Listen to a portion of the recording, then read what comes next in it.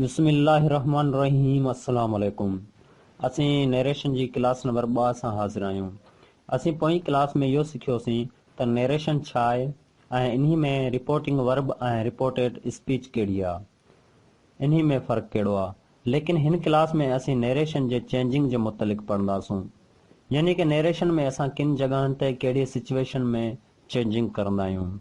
अगरि चेंजिंग जी ॻाल्हि करियूं त असीं नरेशन में 3 जॻहनि ते चेंजिंग कंदा आहियूं। Number 1 change of person, number 2 change of tense ऐं number 3 change of other words. ही 3 जॻहूं ऐं ही 3 हालतूं आहिनि जिन्हनि खे असीं नरेशन में चेंजिंग कंदा आहियूं। जेकॾहिं अवां हिननि जी चेंजिंग कंप्लीट यादि करे वरिती त अव्हांखे रेक्टिफिकेशन करण जी ज़रूरत न पवंदी। चाहे अवां कंहिं बि हाल ऐं कहिड़ी ही सिचुएशन में हुजो, अवां नरेशन जा जेके बि जुमिला कंदा सही कंदा। जेकॾहिं ॻाल्हाए रहिया हूंदा नरेशन मां त अवां 100% सही ॻाल्हाए रहिया हूंदा। चेंज ऑफ पर्सन खे स्टार्ट करण खां पहिरीं अव्हांखे हिकु फॉर्मेशन ॾेखारींदुसि ऐं इन फॉर्मेशन खे अवां सम्झो, छाकाणि त ही फॉर्मेशन असीं नरेशन जे अंदरि कंप्लीट इस्तेमालु कंदा रहंदासूं। ही फॉर्मेशन अगरि अवां हिते सम्झी विया त अॻिते हली अव्हांखे आसानी थींदी नरेशन खे सम्झण में, छाकाणि त नरेशन जेका आहे असांजी सभई डिपेंड करे थी हिन फॉर्मेशन ते। इन लाइ अव्हांखे इहो ई चवंदुसि हिन फॉर्मेशन खे अवां इज़ीली ऐं अवां इनखे डिटेल सां सम्झो। हिन फॉर्मेशन में असां वटि सभ खां पहिरीं आहे subject verb comma quotation mark subject plus verb plus other verb quotation mark close. ही असांजी फॉर्मेशन आहे। सब्जेक्ट प्लस वर्ब ऐं कोमा ताईं जेका ॻाल्हि आहे इन्ही ॻाल्हि खे असीं चवंदा आहियूं रिपोर्टिंग वर्ब। ऐं जेकॾहिं असीं कोटेशन खां स्टार्ट करे वरी कोटेशन ते जेका ॻाल्हि बंदि थिए पई, जंहिंजे अंदरि जेका वज़ाहत करे पई, इन्ही वज़ाहत खे असीं चवंदा आहियूं रिपोर्टेड स्पीच। इन्ही खे असीं वधीक डिटेल सां असीं पोइ क्लास में क्लियर करे आया आहियूं। असां जेको आहे सो हिन नरेशन खे कंप्लीट इन फॉर्मेशन ते ई डिपेंड करे थो ऐं असीं नरेशन खे कंप्लीट इन फॉर्मेशन जी मदद सां सिखंदासूं, ताकि असांखे नरेशन यानी कि डायरेक्ट इनडायरेक्ट सम्झण में आसानी थिए। चेंज ऑफ पर्सन खे असीं डिटेल सां क्लियर ऐं डिटेल सां पढ़ंदासीं, लेकिन इन्ही जा 3 रूल हूंदा आहिनि ऐं 3 रूल इस्तेमालु कया वञनि था चेंज ऑफ पर्सन जे अंदरि। स्ट्रक्चर कुछ हिन तरह ते आहे सब्जेक्ट ऑब्जेक्ट नो चेंज। ही जेका अवां फॉर्मेशन ॾिसो पिया इन्ही खे असीं चवंदासीं रिपोर्टिंग वर्ब। ऐं असां वटि हिकु बि आहे फर्स्ट पर्सन सेकेंड पर्सन ऐं थर्ड पर्सन। इन्ही खे असीं चवंदासीं रिपोर्टेड स्पीच। जेकॾहिं असांजे सब्जेक्ट में यानी कि रिपोर्टिंग स्पीच जे सब्जेक्ट में फर्स्ट पर्सन हुजे त असीं रिपोर्टेड वर्ब जे सब्जेक्ट खां ई चेंज कंदासीं। जेकॾहिं असांजे रिपोर्टेड स्पीच में सेकेंड पर्सन जी ॻाल्हि कई वञे त असां छा कंदासीं रिपोर्टेड वर्ब मां ऑब्जेक्ट खां चेंज कंदासीं। ऐं जेकॾहिं असांजे रिपोर्टेड स्पीच में थर्ड पर्सन जी ॻाल्हि कई वञे त असीं को बि चेंजिंग न कंदासीं। जेकॾहिं अव्हांखे ही सम्झ न आयो हुजे त पोइ ख़ैरु आहे। इन्हनि खे असीं डिटेल सां इहे 3 रूल क्लियर करियूं था। लेकिन इन खां पहिरीं आउं इहो चवंदुसि जेकॾहिं अव्हांखे वीडियो पसंदि अचे पई त हिन वीडियो खे लाइक करे छॾियो। रूल नंबर फर्स्ट असां वटि आहे the first person of reporting speech should be change according to the number on person of reporting verb. हिन में असां जेको ॻाल्हि करियूं पिया इन्ही खे असीं सम्झंदासीं, लेकिन हिन फॉर्मेशन खे ॾिसो, इन फॉर्मेशन मां हिन ॻाल्हि खे असां सम्झी वेंदा।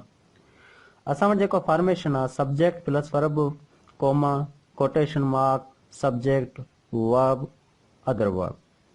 असांखे छा सम्झणो आहे, असांखे ही फॉर्मेशन जीअं असीं रूल नंबर फर्स्ट में ॻाल्हि करियूं पिया त सब्जेक्ट जी चेंजिंग रिपोर्टेड वर्ब जी सब्जेक्ट सां ई थींदी। असां इनखे वधीक मिसाल सां सम्झूं था। ही says I am a teacher. हिन चयो आउं उस्तादु आहियां। जेको ही सेज़ ऐं हिते कोमा आहे एसीं ताईं इहो ॻाल्हि थी वई रिपोर्टिंग वर्ब। ऐं इन्ही खां अॻिते आई एम अ टीचर जेका वज़ाहत करे पियो मुंहिंजे मुतालिक़ इहो थी वई रिपोर्टेड स्पीच। जेकॾहिं असीं इन्ही जो इनडायरेक्ट ठाहींदासीं त उहो असीं हीअं ठाहींदासीं ही सेज़ एसीं ताईं असां साॻियो रखंदासीं। इन खां पोइ असीं हिन कोमा खे ख़तमु करे छॾींदासीं ऐं कोटेशन मार्क खे ख़तमु करे हिन वारी जॻह ते असीं दैट खे लॻाए छॾींदासीं। छा कंदासीं, ही जेको आहे कोटेशन मार्क आहे हिनखे ख़तमु करे हिन वारी जॻह ते असीं दैट रखियोसीं ऐं आई जेको आहे इहो चेंज थी वियो ही में। आई छा में चेंज थी वियो, आई थी वियो ही में, छो जो असां पोयां ॾिसे आया आहियूं त सब्जेक्ट वरी बि सब्जेक्ट सां ई चेंज थिए पियो। उमेद कयूं था त अव्हांखे रूल नंबर फर्स्ट जेको आहे क्लियर थी चुको हूंदो। हाणे असीं ॻाल्हि करियूं था रूल नंबर 2 में। रूल नंबर 2 छा आहे? The second person of reporting speech should be change according object of reporting verb. हिन में छा ॻाल्हि करे पियो? हिन में ॻाल्हि करे पियो त असां जेको चेंजिंग कंदा आहियूं रिपोर्टिंग वर्ब ऐं रिपोर्टेड स्पीच मां ई ॻाल्हि कंदा आहियूं। जेकॾहिं असांजे रिपोर्टेड स्पीच जे में सब्जेक्ट में सेकेंड पर्सन हुजे त असीं रिपोर्टिंग वर्ब मां ऑब्जेक्ट खां ई चेंज कंदासीं। जीअं हिते फॉर्मेशन आहे, अमां ही फॉर्मेशन ॾिसी अव्हांखे सम्झ अची चुको हूंदो त असां हिन में सब्जेक्ट जी चेंजिंग ऑब्जेक्ट सां कंदा आहियूं। चलो हिन जो बि हिकु एग्ज़ाम्पल करियूं था।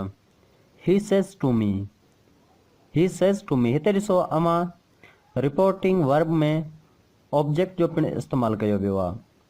इन खां पोइ आहे यू आर माई फ्रेंड। हिते असीं छा जो यू जो चेंज छा सां कंदासीं?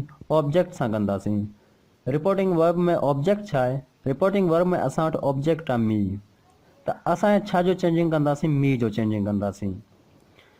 अच्छा, इन जी असीं इनडायरेक्ट कीअं ठाहींदासीं? He tells me that. Quotation mark खे ख़तमु करे हिते असीं दैट जो इस्तेमालु कयोसीं। मी असां आई में तब्दील करे छॾियोसीं। असां हिते चेंजिंग छा सां कईसीं? असीं चेंजिंग कईसीं ऑब्जेक्ट मां।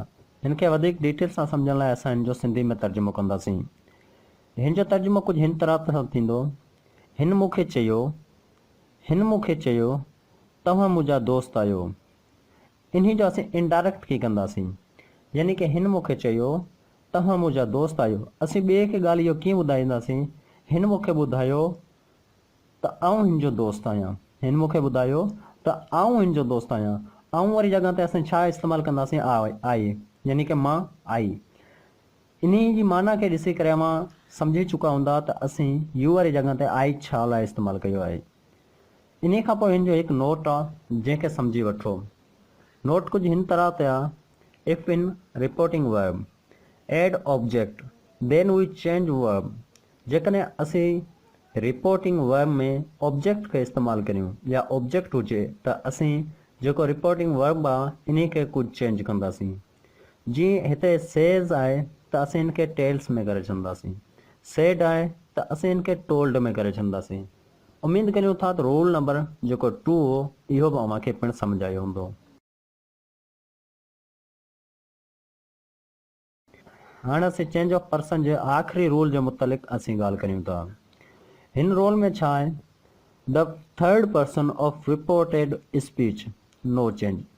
यानी कि third person of reported speech change न थींदो आहे। जिन जो फॉर्मेशन ही आहे, हिन फॉर्मेशन खे अव्हां ॾिसो त हिन फॉर्मेशन में का बि चेंजिंग न आहे। यानी कि जहिड़ी ॻाल्हि हूंदी, जेको सब्जेक्ट हूंदो साॻियो ई सब्जेक्ट रहंदो। इन जो पिणु हिकु मिसाल करियूं था। ही सेज़ अली इज़ ऑनेस्ट। इन जी इनडायरेक्ट छा थींदी? He says that Ali is honest. उमेद करियूं था त अॼु जी जेका क्लास हुई इहो क्लास अव्हांखे पसंदि आई हूंदी। जेकॾहिं अव्हांखे हीअ क्लास सम्झ आई आहे त असांजी वीडियो खे लाइक करे छॾियो ऐं जेकॾहिं अव्हांखे ॻाल्हि सम्झ न आई आहे त असांखे कमेंट करियो। इंशाअल्लाह असां नेक्स्ट क्लास में मिलंदासीं, जंहिं क्लास में असीं सिखंदासूं चेंज ऑफ टेंस।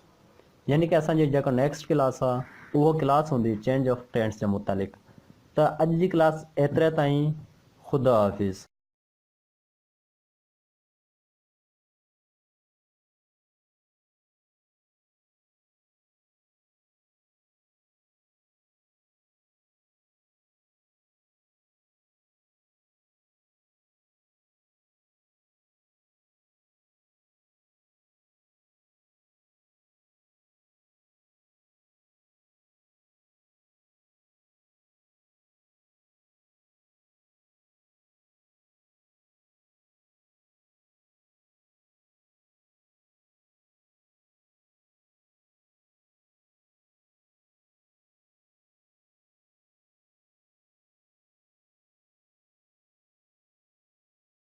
सिंध दिए सिंध बारा जियन सिंधी टोपी अज घट बारा जियन इहा सिंध नदी रीता सिक